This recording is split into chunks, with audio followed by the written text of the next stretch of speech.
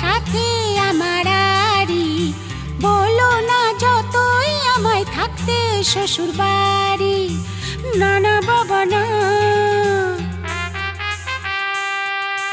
বলবো না কথা তোমার সাথে আমার আড়ি, বলো না যতই আমায় থাকতে শ্বশুর বাড়ি। সইব না গঞ্জনা শাশুড়ি ননদ